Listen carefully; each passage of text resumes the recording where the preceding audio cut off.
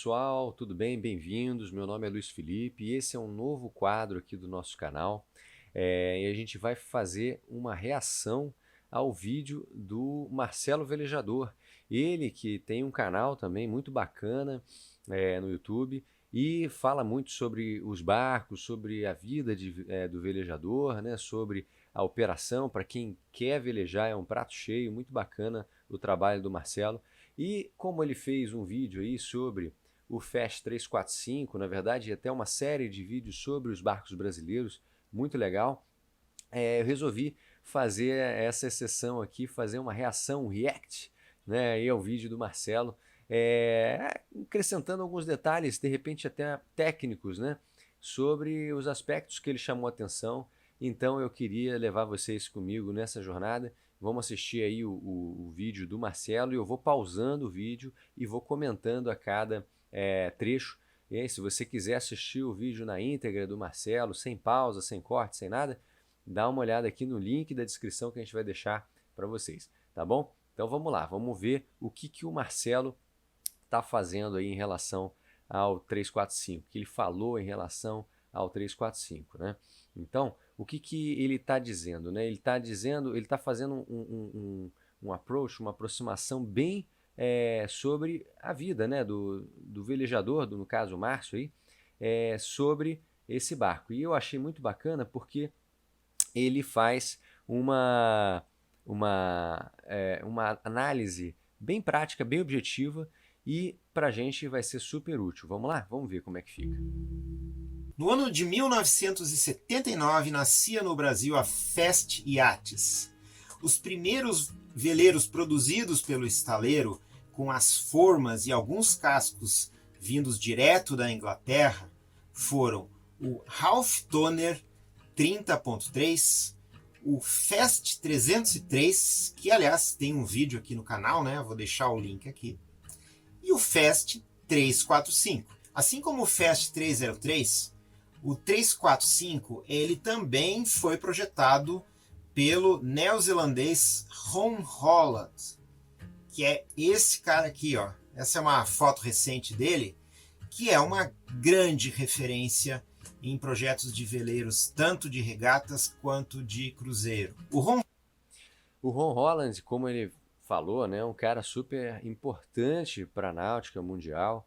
Ele é um dos projetistas mais conhecidos, mais conceituados aí no mundo, e ele desenhou alguns barcos bem emblemáticos. Então, por exemplo, antes do German Frers assumir ali o design do famoso estaleiro Swan, o estaleiro sueco Swan, Nautor Swan, na verdade, ele desenhou um barco, alguns barcos até, principalmente o Swan 441, que é um ícone da vela. Além disso, ele também é o autor de alguns dos projetos de super yachts mais famosos também da década de 80, mais ou menos nesse período que ele projetou aí os barcos da Fast. Holland, então, projetou esse barco para ser um veleiro de cruzeiro rápido e que fosse bem marinheiro para enfrentar os mares da região da Inglaterra. Então, ele era produzido em fibra de vidro maciça. O casco era de fibra de vidro maciço. O convés e algumas partes da casaria tinham. Então, quando ele fala sobre a construção do casco, a gente vai ver, ele chama o barco de tanque de guerra, né? E o fato do barco ser um tanque de guerra aqui pra gente é interessante porque o Ron Holland desenhou esse barco para o ambiente do Mar do Norte, ou seja, um ambiente muito hostil, um dos mares mais bravios aí no mundo, conhecidamente bem difícil de navegar, sobretudo porque é frio, né? Um clima bem diferente aqui da costa brasileira, e também porque ele tem constantemente entradas, né, de frentes e frequentemente um vento muito forte, ondas altas, significativamente altas aqui para gente. Então é uma condição bem diferente do que a gente encontra aqui. Tinham um núcleo, né, um core de balsa. Né?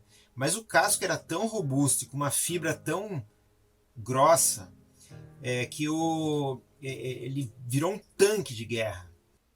Então aí ele se refere ao tanque de guerra por causa da fibra, né? Então a fibra grossa é justamente superestimação, né, que o Ron Holland fez, né, o superdimensionamento que ele fez, justamente porque, além do fato do barco ter sido desenhado para uma região inóspita, né, inóspita não, mas difícil, né, de velejada difícil, ele, na época, no fim da década de 70, início de 80, ainda se tinha pouco recurso para se calcular isso com mais precisão, né? Então, o que se fazia comumente? Se superestimava, né? Superdimensionando muitas das estruturas, sobretudo os painéis de casco. Ele vai falar de uma história bem bacana aí, que o casco caiu, né? De uma das unidades produzidas pela Fast foi, né, caiu no chão e resistiu. Quer dizer, é uma prova de que o barco hoje, realmente visto no século XXI, é um barco bastante robusto. Aí ele vai falar sobre o desenho, né? Apresenta algumas características básicas do barco, mas é legal a gente ver o seguinte: esse barco ele tem um desenho de casco. Se você olhar para essa imagem aí de cima, você vai ver que o desenho do casco ele se afunila tanto na proa, como é comum nos barcos, mas também a popa, né? Então ele parece quase uma canoa visto de cima. Por que isso? Antigamente se tinha uma crença, né? Os estudos mostravam que as linhas do casco tinham que fazer o escoamento do fluido, no caso a água, convergir quando saísse. Então a entrada do fluido se dava pela proa, e a proa abria esse fluxo, o fluido contornava o casco e deveria se encontrar novamente à ré da embarcação, né? Então esse era o conceito de embarcação de performance, né? Então você vê muitas embarcações de regata que foram desenhadas com esse conceito. Hoje isso mudou bastante, evoluiu em vários outros aspectos, mas um dos aspectos que mudou bastante foi a forma da popa, que alargou, né? Ela se tornou mais bojuda. Então os fast cruisers, né? Isso foi adotado principalmente inicialmente em embarcações rápidas, né? em vileiros de regata, e em seguida, dependendo obviamente aí da sua expectativa, foi adotado, né, pelas embarcações de cruzeiro, né, cruzeiro rápido, que são chamadas. A gente pode ver aí a foto de alguns Beneteau, né? Os Beneteau são exatamente embarcações de cruzeiro rápido, os Oceanes, etc. A gente pode ver alguns que tem essa polpa mais larga. Por quê? Justamente porque hoje se acredita o contrário, né? Você pode levar mais vela, você pode ter um espaço, principalmente nessas embarcações, né? O justificativo é mais para o espaço interno maior, e a gente vai ver aí com calma o que o Marcelo vai mostrar em relação ao interior desse barco, como que essa forma afeta. E típico IOR, largo no meio e a polpa estreita, com mastreação fracionada em 3/4. O comprimento é de 10,52 metros e a boca de 3,35 metros. Desloca 5 toneladas e cala 1,85 m. Na época, o concorrente direto Mariner do Brasil, na região do litoral, então alterar a mastreação passando a ser de top, aumentando assim a área vélica para melhorar o desempenho do Fast 345 frente ao Main 35. Aí vale um destaque, né? O mastro do Fast 345, como ele mostrou anteriormente, era uma mastreação. Vou voltar até aqui um pouquinho o vídeo. Olha lá, ele é uma mastreação chamada 3/4, e isso é uma mastreação fracionada.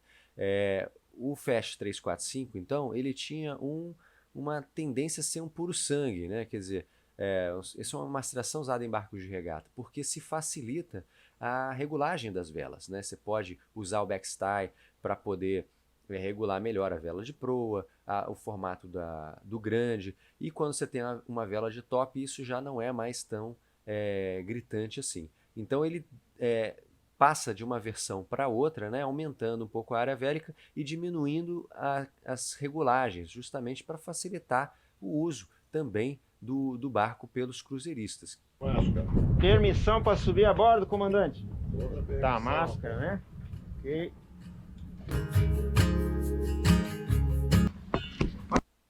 Olha aí, quando ele embarca no trimado, você vê um pouco da dificuldade que ele tem, né? E não existe uma plataforma de popa ali. Isso é uma consequência justamente dessa falta de espaço à ré, e também da crença de que também não se tinha lá no Mar do Norte uma necessidade de se estar próximo da água, né? Então o cockpit é fechado, a gente vai ver um pouquinho mais em detalhes o cockpit, mas sobretudo a popa é totalmente fechada. O embarque nessa forma como o trimado está atracado, a norueguesa, quer dizer, com a boia na frente e atracado no pier a ré, dificulta um pouco o embarque. A solução para isso talvez fosse ter um finger, ou seja, um pedaço de cais, né, que vai ao lado da embarcação. Algumas marinas têm, no caso aí não há, para que a pessoa possa embarcar ao lado da embarcação, né, num dos bordos. Aí você abre um pedaço do guarda-mancebo e tal, faria essa adaptação. Não é o caso aí. Então essa popa dificulta um pouco o embarque nesse sentido. Márcio, obrigado por me receber a bordo. Prazer. Você tem esse barco junto com um sócio, né? Isso. Uhum. Isso. O David. O pessoal do canal já conhece o OD23, porque a gente já fez um vídeo. Ah, legal. Muito Jandaí. bom. Aham, muito bom. E agora você fez um upgrade. Eu... Principalmente para aumentar o pé direito, porque eu não conseguia mais ficar abaixado dentro do OD23, estava doendo as minhas costas já. Isso aí que ele falou é interessante, porque o OD23 é um barco day sailor, né? Ele, apesar de ter uma cabine, o objetivo principal dele não é fazer com que o cara tenha o maior conforto possível dentro do barco, e sim lá de fora. Então privilegia aí o cockpit, né? E a cabine, naturalmente, para um barco desse porte é bem menor. E aí bem mais baixa, né? A distância entre o piso e o teto da cabine fica bem reduzida. Quando ele procura um barco de cruzeiro, o que ele está procurando? Conforto, né? Conforto, pé direito, não precisar se encurvar, né? Se curvar dentro da cabine ou entrar na cabine. Então o pé direito de uma embarcação como essa já é bem maior. Claro, né? Não, mas aí procuramos um barco um pouco de habilidade, vai para ele. Pô, é legal, né? Numa boa, né? Aí onde tu tá sentado tem uma cabine de popa ali. Tem. Depois nós vamos conhecer. Essa cabine de popa que ele se refere, que é uma característica do arranjo desse barco, é também função aí do que eu falei antes, né? Sobre o fato de o cockpit ser fechado e próprio para uma velejada em um mar inóspito, né? Uma água mais gelada. Você não vai procurar cair no mar, dar um mergulho, se banhar, né, na água, porque é frio. Então ninguém quer ficar exposto. E aí, o que se faz? Você eleva a altura do convés, para também ele ter um escoamento de água maior, através de drenos, mas você também consegue, com o aumento dessa altura, você coloca uma cabine ali embaixo, né? Você usa aquele aumento exatamente onde ali o mastro está sentado, justamente para aumentar o pé direito da cabine de popa. Popa. Ela é mais alta assim. Tem uma entrada de luz para cabine de popa. Esse barco nos detalhes. 10 metros confortável. Sim. Claro. No pier. Né? Legal. Está recolhido. O espaço fica todo livre. Abriu espaço, né? Legal. Está recolhido. Certo. Você tá aqui em cima do Traveler, né? Então, quando tá no pier aqui, você leva o Traveler para lá e o espaço fica todo livre. Abriu espaço, né? Então, o que ele falou também sobre o Traveler. Traveler como a gente já falou na série do Samoa 36, né? É um dispositivo de regulagem de velas que é típico, né, de quem está querendo alcançar uma performance maior com o barco. Isso, óbvio, pode haver muitos cruzeiristas que estão interessados em performar melhor, tem interesse em fast cruisers, né? Mas em geral é um dispositivo que atravanca um pouco o espaço nesse caso. E aí, no caso do Fast 345, por causa do tamanho da retranca, da posição, né, relativa do mastro e tal, esse Traveler acabou ficando justamente no meio do cockpit. E aí a solução para você poder sentar com o mastro ali é jogar o Traveler bem ali para Boreste, né? Deixar ele quietinho ali do outro canto. E aí você senta em cima do Traveler e usa o espaço. Atrapalha? Bom, você não vai usar a mesa, né, durante a velejada, mas se você for utilizar, atravessar esse cockpit aí durante a velejada, você tem que passar pela escota, né, pelo Traveler que fica ali no meio. Não é uma solução do tipo targa ou colocar em cima da cabine, que não foi pensado dessa forma. É um arranjo bastante típico, muito comum, então, também em vários barcos mesmo de cruzeiro. Legal. Está recolhido. Certo, legal. Vamos conhecer lá dentro então? Vamos lá. Espaço muito bom. E também, quando quiser recolher, libera essa circulação aqui. Isso é uma coisa boa. A arquitetura náutica é fantástica nesse sentido, né? Aí achei curioso ele mencionar arquitetura náutica, né? Vamos supor que essa palavra, que talvez seja até meio mal empregada aqui no Brasil, mas é exatamente o o fato de você, a atividade de você testar arranjos em um barco, ou seja, você tentar enquadrar um conforto no caso de um cruzeiro, um cockpit maior no caso de um barco de regata, um day sailor, privilegiar os espaços, né, como o Márcio está apontando aí, para que você tenha a convivência e possa também usufruir das melhores qualidades para que o barco esteja sendo desenhado. Então, a arquitetura naval ela é uma otimização de espaços, né?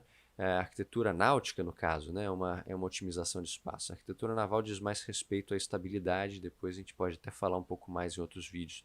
Mas a arquitetura náutica, nesse sentido que o Márcio está usando, é fazer uma mágica para encontrar o melhor uso do espaço aí dentro de um barco como esse. Olha só, recolhe tudo aí, ó. Ainda fecha o armarinho que tem aqui com as coisas que a gente bota ali, que nem vou dizer o que é. Juvejo pra gente se você caminhar aqui dentro, né? Ele tem. Sim, né? Sabe? Bom juvejo pra gente se. Eu sempre digo que isso aqui, né? Essas barras aqui, são características de barcos oceânicos mesmo, né? Porque... Exatamente, o Marcelo tem toda a razão. E o fato de você fazer um arranjo legal também passa por você ter que pensar posições para segurar, né, durante uma navegada. Então, se você está no mar aberto, que é o caso de um veleiro de cruzeiro, né, como o nome diz, você está sujeito às intempéries do mar e aí você tem que encontrar formas de se segurar a bordo, né? E isso pode parecer um pouco estranho, mas faz falta quando você veleja num barco que não tem essa característica, né? E muitos desenhistas acabam se esquecendo desse importante recurso que um barco de cruzeiro tem que incluir no arranjo interno. Então você desce para a cabine para fazer uma comida, você desce para pegar alguma coisa, você tem que ser capaz de se segurar em algum lugar para não cair. E isso são fatores de segurança, né? Para você não... Você tem tá sempre apoiado, né? Isso. Né? Muito bom esse banheiro, hein? Você fica em pé aí numa boa, né? Olha só. Tenho 1,70 m, né? Sou Sim, baixo, mas não, mesmo uma pessoa de 1,80 m. Claro. Então, o banheiro também é outra característica aí desse barco que, veja só, ele está na passagem entre a cabine principal, salão, e um camarote de proa, né, com um beliche, uma cama, né, que a gente chama beliche, a bordo, em V. E aí é o seguinte, poucos pés fazem diferença no volume do barco, né? E nesse caso o banheiro foi um aproveitamento de passagem. É bom, não é? Bom, é suficiente para esse barco. Veja que as portas fecham, né? Mas não há um box, por exemplo, dedicado, né, para se tomar um banho, tem que se molhar o toalete para poder fechar. Tem gente que bota uma cortina, tem gente que faz soluções como essa, mas a questão é, não há um espaço tão dedicado a um toalete, a um head, né, um banheiro num barco como, por exemplo, em barcos maiores, né, que dispõem de mais volume. Estatura mediana aí, fica bem confortável, né? Ainda tem uma cabine de proa aqui bem razoável, né? Legal. Esse da concha é toda. Frejó. Frejó, tá. Frejó. Ele foi... Uma olhada aqui. Frejó. Frejó, tá. Frejó. E o Marcelo está se referindo aí ao acabamento, né, em madeira do barco. E a madeira usada aí foi o frejó, segundo o Márcio. Isso significa que, bom, o frejó é uma madeira muito comum no Brasil e muito desejada para construção náutica, né, construção de pequenas e médias embarcações, em madeira, sobretudo. E é também usada para acabamento, porque ela tem propriedades mecânicas muito boas para o ambiente naval e ela se dobra com facilidade, tem uma certa resiliência no meio marítimo e por isso ela é tão querida pelos construtores. Contudo, é importante a gente chamar a atenção que o frejó é uma madeira que está se extinguindo, né? Ela não está ainda no processo de extinção, ainda é comercialmente disponível, mas ela está acabando, né? Ela não é uma madeira francamente disponível e por isso a gente está procurando soluções alternativas a essa madeira, dentre outras espécies que tenham características próximas, né? E aí vale essa ressalva porque é importante a gente procurar sempre alternativas de materiais, né? Então, no caso, principalmente da construção não no acabamento, que o acabamento acaba não utilizando tanto da madeira, mas a construção de cascos, por exemplo, strip planking, né, que utilizava muito frejó, ter-se, né, uma alternativa a essa madeira que seria importante para a gente poder seguir sustentavelmente, né, de forma ecológica. Eu nem sabia que era, mas depois que ele passou pela reforma, ele foi todo lixado. Sim. Apareceu a madeira. Você reformou esse barco, né? Foi reformado. Foi tudo feito. Acho que ficou muito. Eu sempre falo, mesmo de navegação, a gente permite a cozinha, o forno, 2 3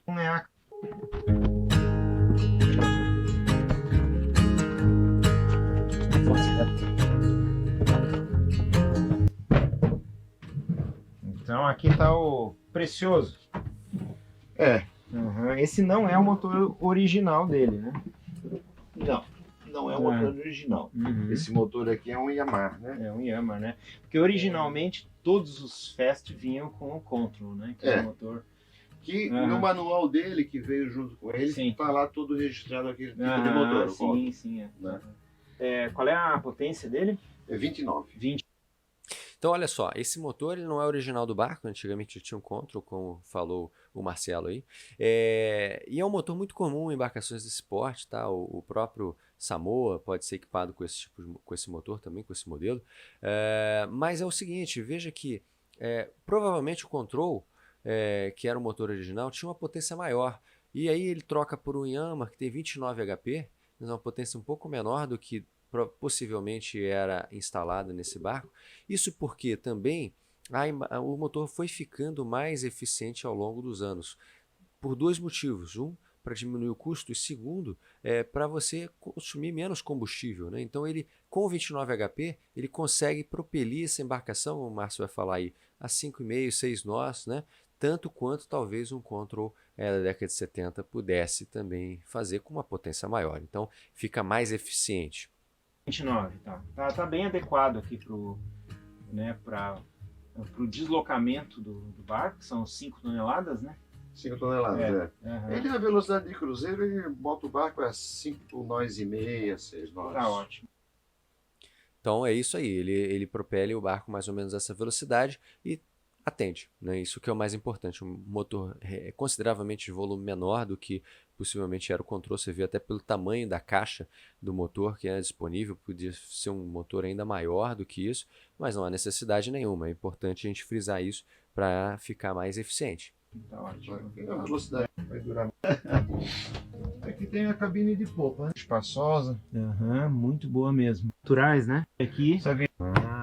Lá na popa do pro barco tá em cima. Inteligente. Também, né? Aí tá. Pô, muito obrigado aí por receber aí no teu barco, sensacional. Nada, obrigado pela visita. Tá legal. Mas antes de tu sair, eu vou te mostrar uma coisa que tu não conhece nesse barco aqui. É o porta-malas. Porta-malas? Porta-malas. Vocês sabiam que o veleiro tem porta-malas? Essa eu quero ver, vamos lá. Esse tem porta-malas. Tá bom.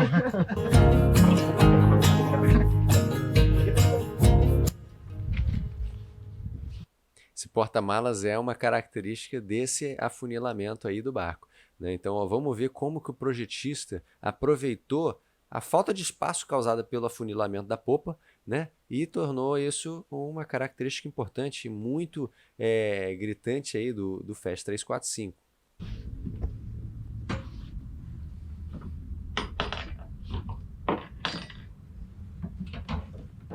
Vai que eu seguro.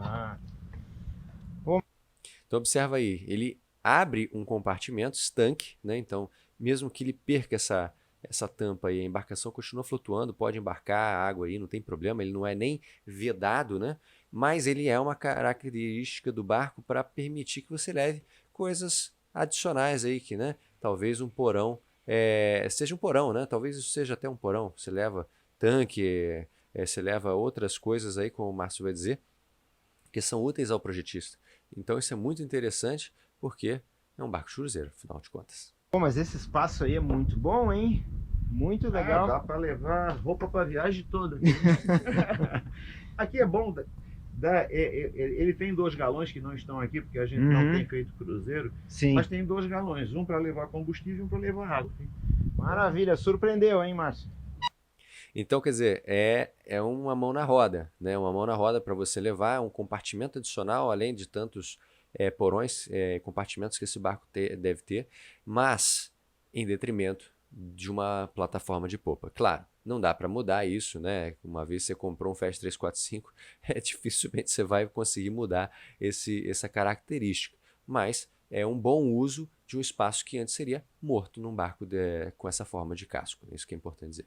Gostasse do porta-mala? Coria? Olha, É bom, pra né? mostrar Dia esse de sol. barco mais iluminado. Legal, combinado.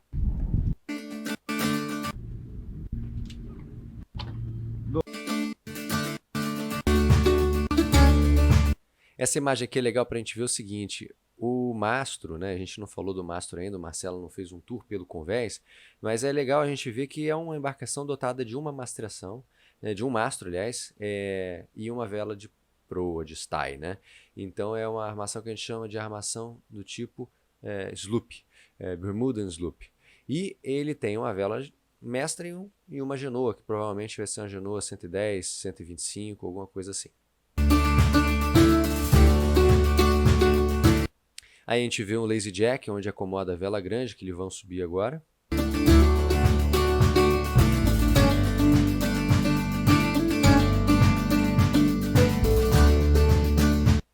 E essa imagem aqui mostra pra gente duas características importantes. Primeiro que o mastro provavelmente passou por uma reforma aí, né? Ou foi trocado, ou passou realmente por uma reforma. Foi instalado um batencar, né? Que é aquele trilhozinho que eu já falei em episódio anterior aqui no nosso canal. Que leva a vela através de carrinhos que correm por esse trilho, né? Isso facilita bastante o içamento e depois para você guardar a vela, né? Principalmente em emergências. E a outra característica que a gente chama atenção são as talas. Então observa que são talas que não são full batten, né? Elas não saem da volume e vão até a testa. Elas param no meio ali da vela mais ou menos, estruturam a vela como se deve ser, mas são um pouco menos sofisticadas. Isso é uma economia de dinheiro para quando você confecciona uma vela nova e estrutura adequadamente a vela, né? Mas é um formato diferente, uma característica diferente, muito comum em barcos de cruzeiro também.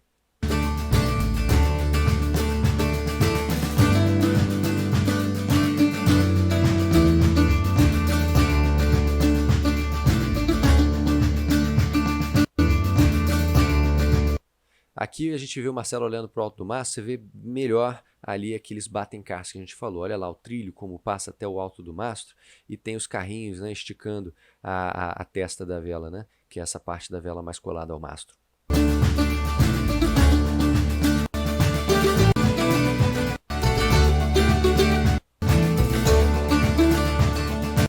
Aqui é interessante também a gente ver o seguinte, há uma roda de leme, né? Parece ser um pouco óbvio, mas é interessante a gente falar que em termos de projetos a roda de leme não é um recurso obrigatório, mas ela é desejável a partir quando a embarcação passa a ter mais ou menos esse tamanho, né? Então 34, 35 pés, aí já começa a ser necessário, tanto pelo peso, comodidade, né? Sobretudo se está falando de uma embarcação de cruzeiro. Claro, a gente não está falando aqui de um IMOCA, né? Que é uma embarcação de regata ultra sofisticada, que tem suas características próprias e por isso leva uma cana de leme. Mas, em geral, embarcações de cruzeiro aí já começam a ter a necessidade e são mais comumente equipadas com rodas de leme.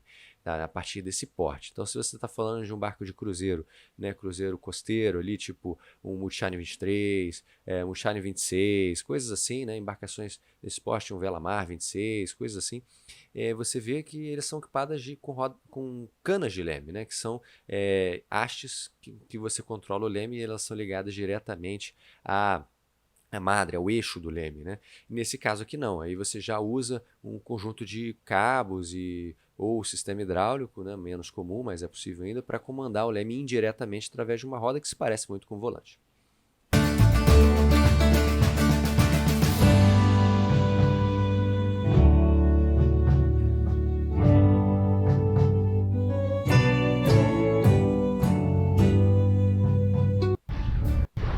Entrou um vento nordeste agora, passou dos 12 nós, deve estar uns 12 ou 13 nós, e o barco está andando aqui bem numa orça máxima. Aí quando ele fala de orça máxima, é legal a gente falar o seguinte, esse barco, bom, todo barco à vela, na verdade, ele é dotado de um estudo sobre a sua performance sobre vela, né, com o vento.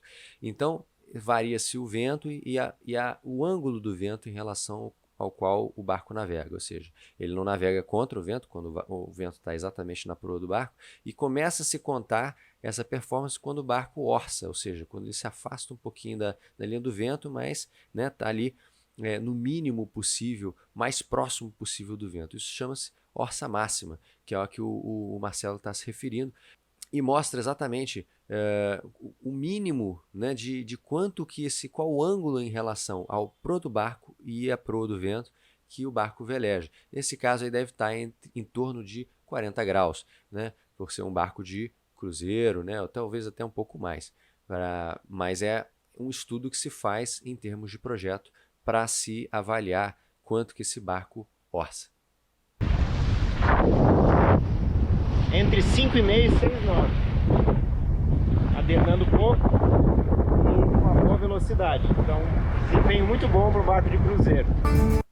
Aí, mais uma vez, né, ele falando sobre a característica, né, atendida, então aí aceitável, segundo o Marcelo, para um barco de cruzeiro, quer dizer, aderna pouco, ou seja, tem uma solução de compromisso ali com o conforto do barco, né, não ficar muito adernado, difícil de se movimentar a bordo, ele aderna pouco, tem pouco pano e, ao mesmo tempo, tem uma certa performance desejada ali, né? Quer dizer, ele navega a vela aí com 13 nós de vento, 5,5, 6 nós também, bem bacana, é essa análise do Marcelo e o vento.